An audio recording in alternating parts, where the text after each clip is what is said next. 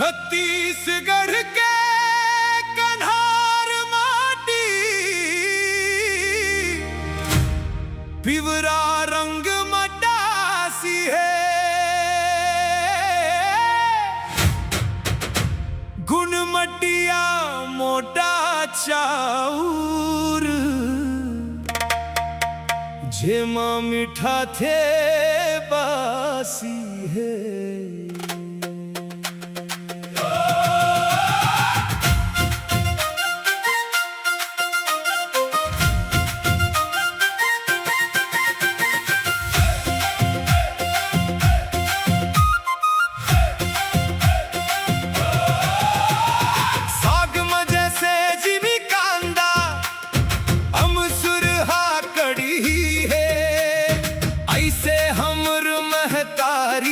जेखर बोली छत्तीसगढ़ी है।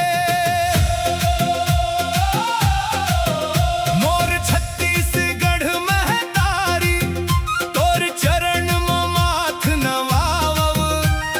जन्म जन्म में अचरा के माया लमे लमावव। जय हो मोर छत्तीसगढ़ हिरदाई। जय हो छत्तीसगढ़ हिरदाई। अरपा पैरी के माया धारा।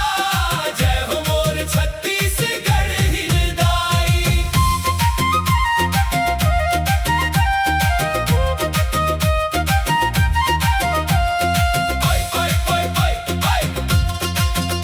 अरपा पैरी के धार बहे माया के गंगा जैसन।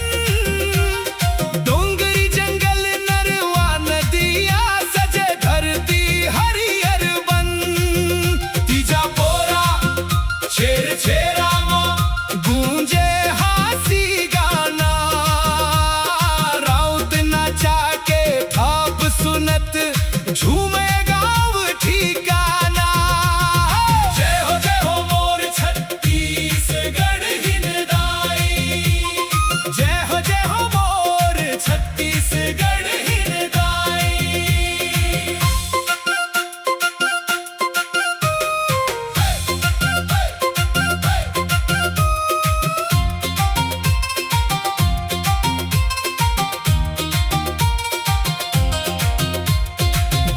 के बाल में सोना चमके खेत खार लहराए।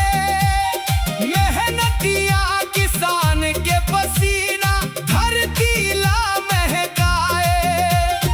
बस्तर के गहिरा जंगल सिरपुर के पहचान।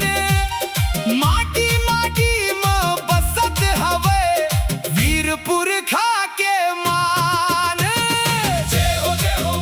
छत्तीसगढ़ हिरदाई। जय हो मोर छत्तीसगढ़ हिरदाई।